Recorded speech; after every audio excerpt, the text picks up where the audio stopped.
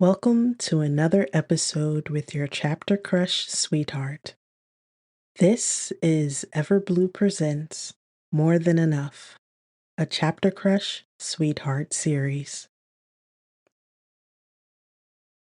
Bryony, Chapter 16, August. And would you believe there's a medieval castle not far from here that Georgie Boy himself allegedly visited? It said he carved his initials into a pillar in a dungeon, I smirk, playfully rolling my eyes. Oh, really? Nick replies drolly. Yep. If you want, we can go visit when I get back. In fact, it's the castle that inspired that poem about the um, prisoner of Chalon, he provides without looking up from his fancy chip tablet. Yes, that's the one. Normally news like this would thrill Nick, so when he hums and continues scrolling on his tablet, my brows rise in suspicion. Looking at him askance, I continue to vent the 8 personal chicken pot pies I have lined up on the sheet pan. Since his call time was much earlier than usual this morning, he got back around 2 p.m. After showering, he's been perched at the kitchen island ever since. All while I've been prepping as many meals between dinner today and lunch tomorrow as possible. Well, that and trying not to get lost in the piercing blue eyes that are striking against the navy hoodie that he's thrown on over a pair of shorts. Of course, he's pushed the sleeves up over his forearms, and of course, his wavy hair is air drying. For the past 3 hours, I've been dying to ask him to go be beautiful somewhere else. Unfortunately, I lose the willpower every time I look up and find his intense gaze fastened on me.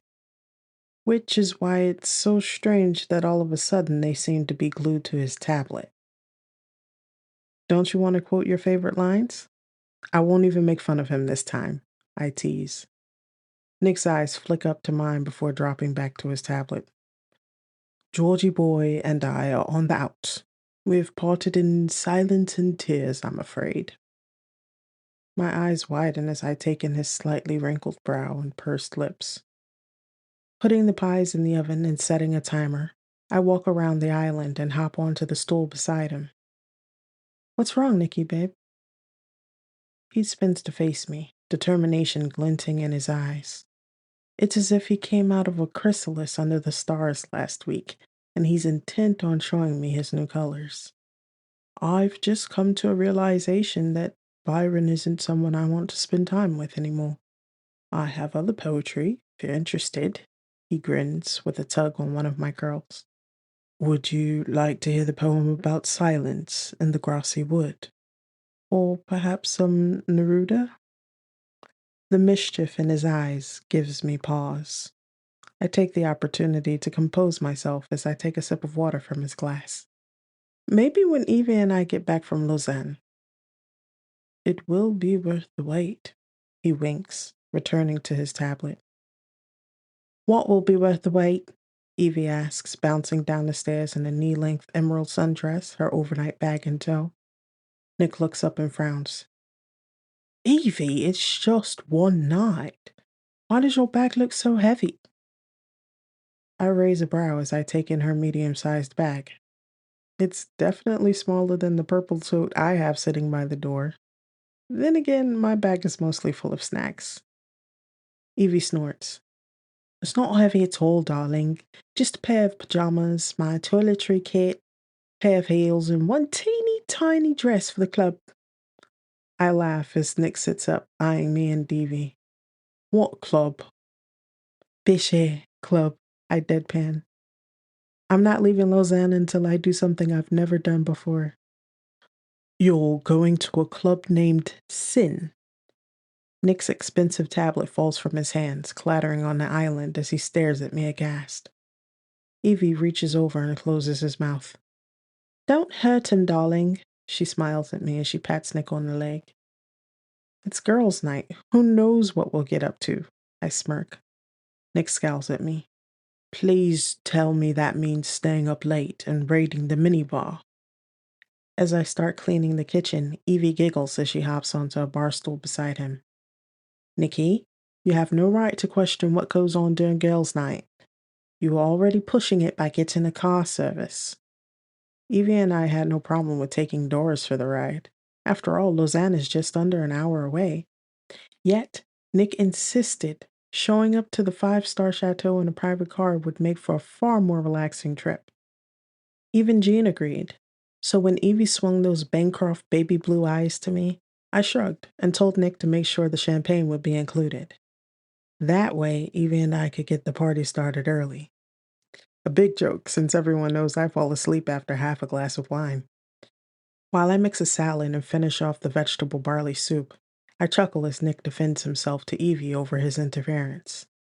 When Evie suggests that he's trying to take over again, he scoffs, reminding her that as the older brother, he's merely ensuring our safety. They then get into a hilarious show of one-upmanship as they both try to prove who is more invested in my safety. I've just pulled the beautiful pot pies out of the oven when Evie delivers a total knockout. Well, Nick, you can believe that if you want. Maybe it will keep you warm tonight as you listen to some of the horror stories that Jean has waiting for you. I made sure to tell him to make it extra juicy. Even I have to laugh at the look of abject horror in Nick's eyes as his face pales and his mouth works to produce a sound. Still, I can't see Nick so miserable when he'll have to fend for himself tonight as it is. Nuh-uh, Evie, don't do that. If anything, you need to tell Jean to put his mortuary humor aside tonight. With us in Lausanne, if the boys have nightmares, who's going to help them get back to sleep? Evie purses her lips as she nods. Touché.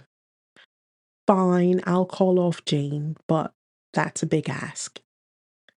Nick's eyes plead for mercy. Name your price? Evie's laugh sounds evil even to me. She holds out her open hand. Black card. Nick snorts. Fine, but only if Bry is the keeper of the card. My brows shoot up as I shake my head. These two will never change. Don't drag me into this. They both ignore me as Evie shakes her head, hands resting at her hips. Are you kidding me? She can't be the keeper. It'll come back in the same condition in which it left. That defeats the whole purpose. Nick is already pulling the card out of his wallet as he curls a finger at me. I'm shaking my head as I approach him. No. Why am I being punished when I tried to save you? You know, Evie's going to harass me for every little thing. This trip is supposed to be fun, Nick. He smiles indulgently as I trudge around the island. Hold out your hand, my love. I hold out my hand, still protesting, but fighting my own laughter. Come on, you know what happened last time. We spent 3 hours in that Hermes store in Paris at a complete impasse, which you refused to tie break. If you ruin girls' night because of this, you're going to eat porridge for a week. Stop laughing. It's not funny, Nick.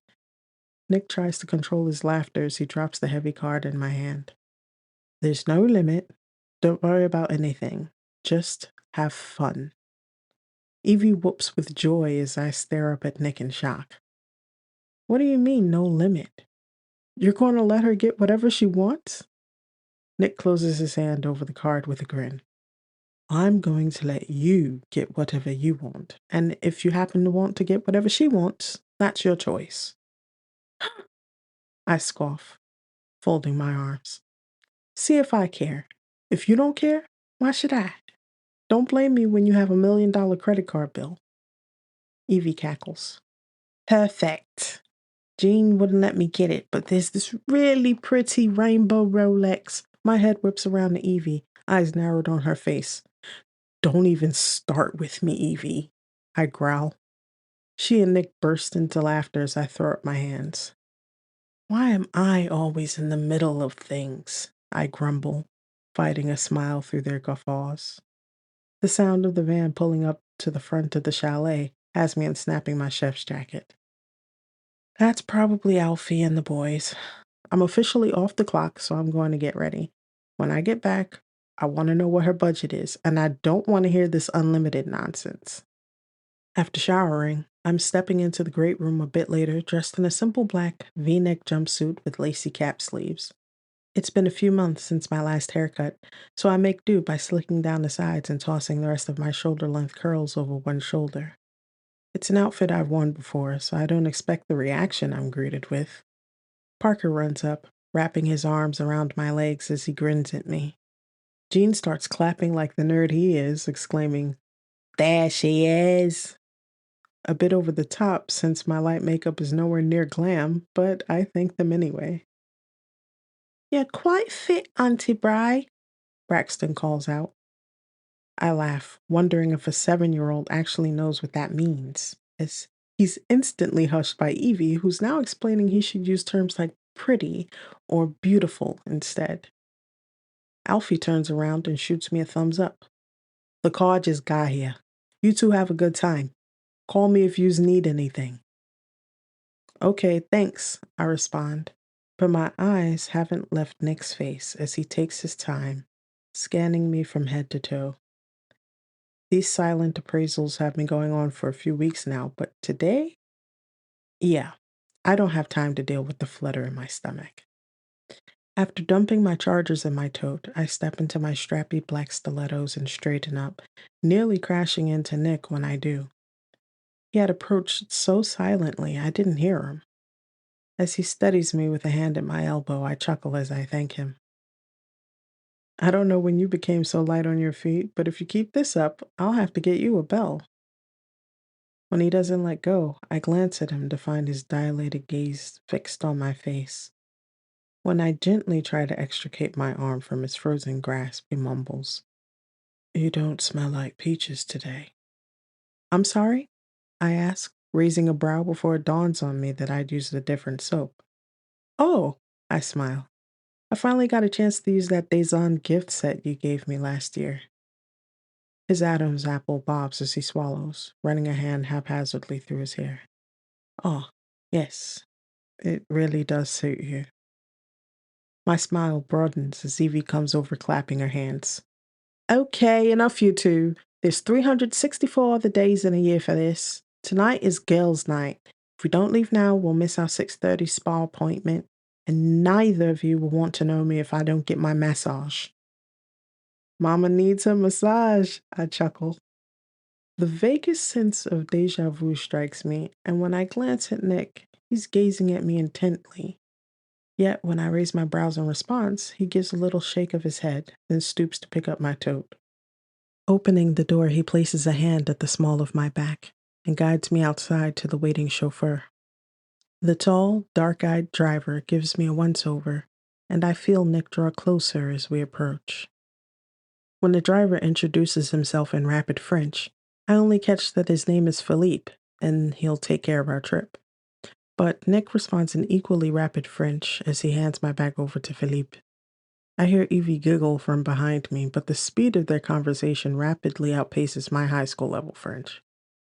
As Philippe disappears to put our bags in the trunk, I finally get a look at the car and clap a hand to my forehead. "A Rolls, Nick? This isn't necessary." Nick smiles at me indulgently as he ushers me towards the car. "Sure it is. You would show up to a 5-star resort in a rust bucket otherwise. Now, are you certain Jane and I can't at the very least accompany you there?" "No, you'll be just fine. Pot pies with the boys while y'all game into the night? I'd be jealous if I weren't about to slip into the plushiest bathrobe in the world and have someone massage my feet."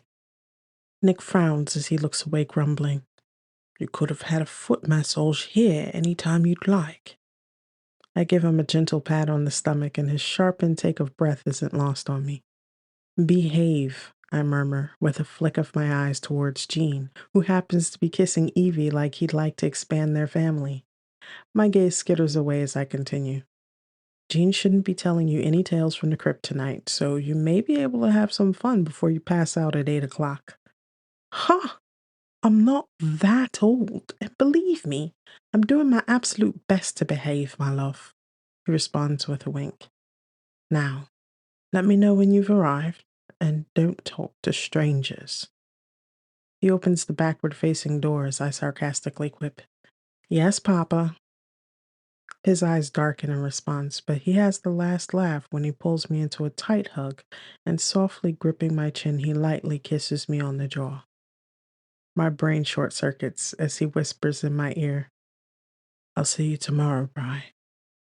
Then, pulling back before I can react, he practically throws me into the car.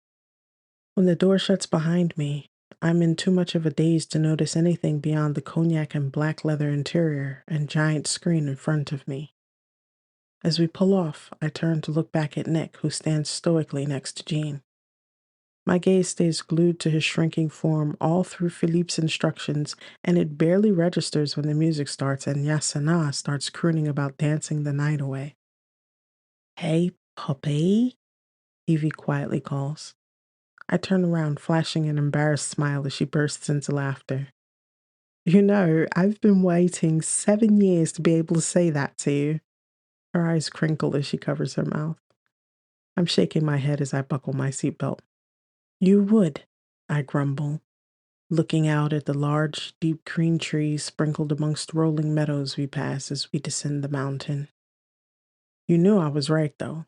Every time you got around Jean in those early days, you would be like a puppy, wagging its tail in happiness." "Well, it's your turn now, darling."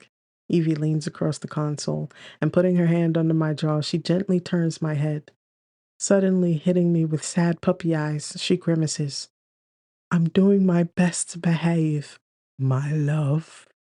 Then dropping her hand, she proceeds to crack up laughing as I shake my head with a smile. She's wiping tears from her eyes as she grins back at me.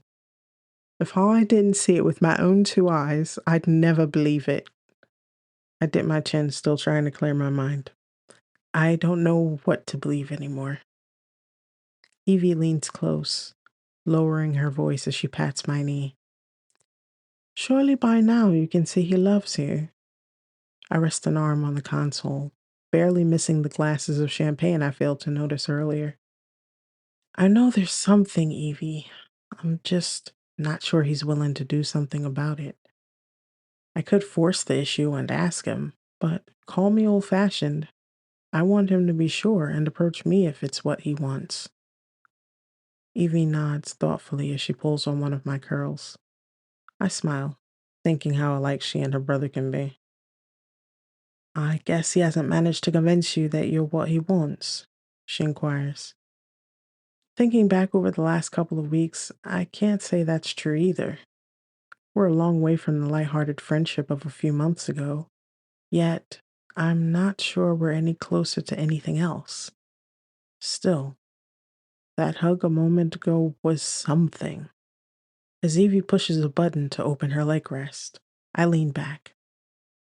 "I don't know, Evie," I whisper. "At times he feels light years away, and at others," I sigh. "Sometimes I just wish I could figure out where my heart was heading before it got here. I could have gotten off this ride earlier and saved myself the heartburn." Evie chuckles. "You know, Bri, I honestly don't think either of you could have found love any other way.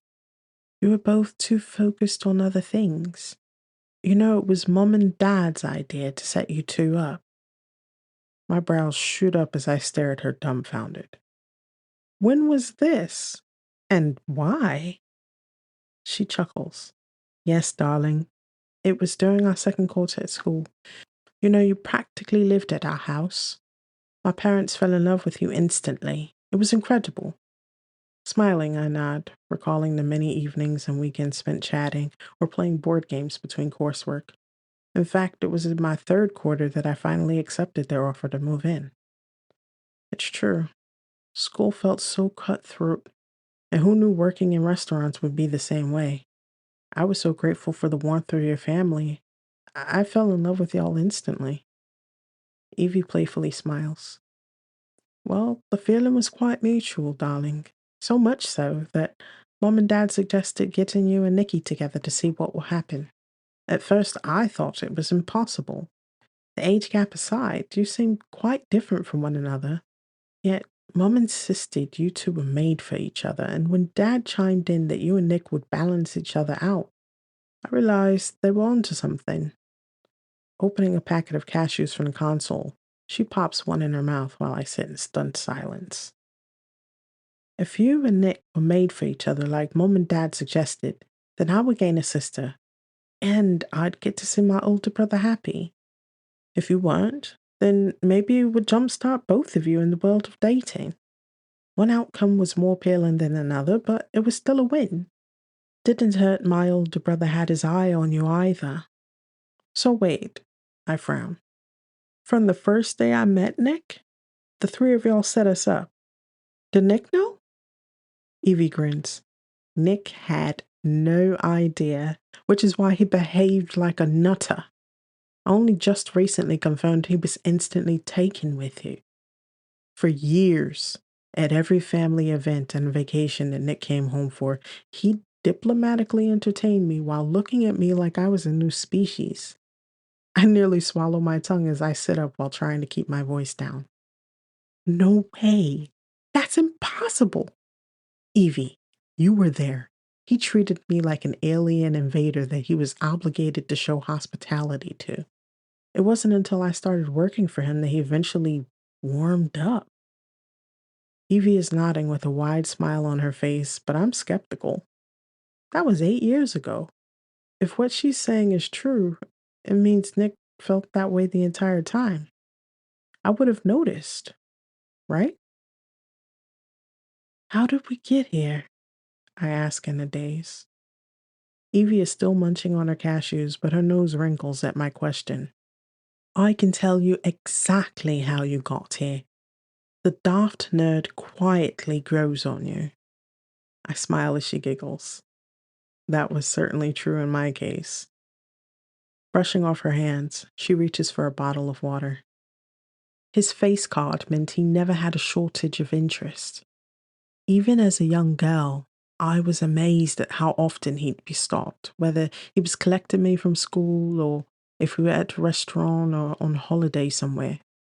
I couldn't figure out why he wasn't ever excited for all the mobile numbers that were pushed in his hands. In my young mind, it was great all of these girls wanted to be his friend. Evie's strawberry blonde ponytail bobs as she shakes her head with a sigh. Nick didn't seem to take an interest until drama school, yet I get the feeling he only wanted to add a bit of authenticity to his skill set. However, at the time, I thought, if that's what dating was like, I wanted no part of it. This is all news to me, but it seems to align with the Nick I know. Why would he worry about his date's feelings when he was doing it for experience? I roll my eyes, which causes Evie to laugh. Don't get me wrong, I can't remember more than 3 or 4 of his so-called dates, but blimey, they were brutal. He'd come home after each one looking like he'd been put through the ringer. I'd hide in the hallway as Mum and Dad listened to him spill the details. Not one date went beyond the first. It was always the same problem. They said he was either too quiet, too boring, or too passive. My eyes widen in confusion. Nick. He's one of the least boring people I know. Evie nods solemnly. You know that now, but remember how much you complained at first, that getting him to chat was harder than getting reparations for slavery? We share a laugh as I concede the point. Okay, fine. But like you said, he grows on you. Evie smiles. Exactly. Unfortunately, as soon as his dates discovered he wasn't nearly as exciting to be around as the characters he played, or he didn't live up to the expectations they had when they clapped eyes on him, they all flocked in different directions. Thankfully, he didn't seem to mind at all, otherwise the hurt might have crippled him. I nod in agreement. Despite not being the type to frequently stop and smell the roses, Nick can be deeply in tune with his emotions. He earns his living from words, so to say that words matter to him is an understatement. Evie loops her arm through mine with a smile. It's also why it's a good thing that you two had time to learn how to appreciate one another. Now, you're learning how to love each other in a new way. Sure, there are growing pains, but that happens with every great endeavor and every relationship worth keeping. I sigh heavily in a moment of clarity. Why does that have to make so much sense? I had already decided he's someone I want to keep in my life, even if I didn't know what that would look like. I guess that's why it's been such a struggle. Evie slowly nods. I know you didn't need Nick to invest in another truck.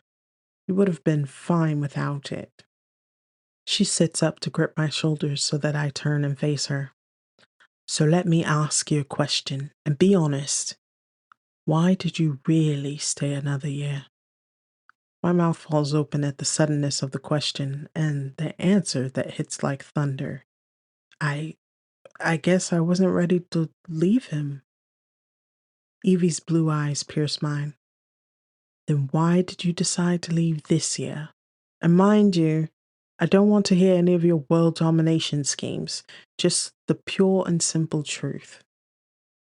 I blink at her as I search for the answer. Why, after all this time, was I willing to leave behind my perfectly good cottage to start a business that I could have continued to run from the same place? Why was I running? My mouth goes dry, and I can barely get the words out at first. What's that? Evie asks, cupping a hand to her emerald bejeweled ear. Because I knew, I mutter, with a bit more volume. I close my eyes. I knew I had feelings for him. I knew it was going nowhere, and I guess I needed to put some distance between us so that I could regroup. I thought moving would help me move on in a way while keeping all the meaningful parts of us. I close my eyes as she wraps her arms around me. We say nothing as Evie's playlist switches to another dance song.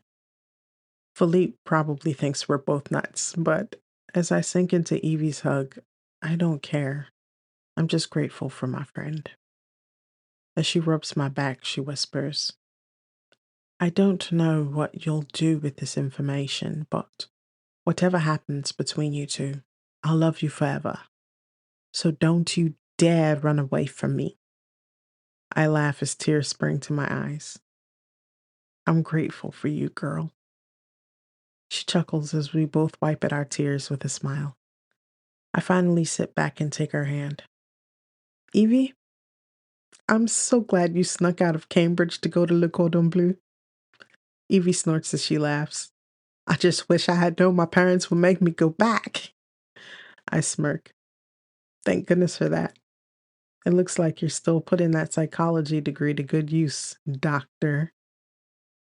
If you can't beat them, Evie quips before falling over in laughter.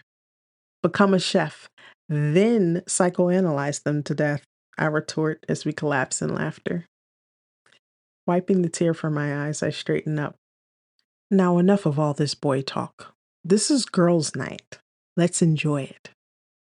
I pick up the still fizzy glass of champagne nearest me, and taking a sip, I immediately grimace. Ah! It's sparkling apple cider, I cry in disbelief. Evie sniffs and takes a sip. I think someone's overprotective brother pulled a fast one on us. Narrowing my eyes, suddenly filled with a devilish glee, I smirk. What was it that you said you wanted, dear sister of mine? A Rolex? We burst into peals of laughter as we cruise down the highway dancing to Evie's playlist. Let the good times begin. End of chapter.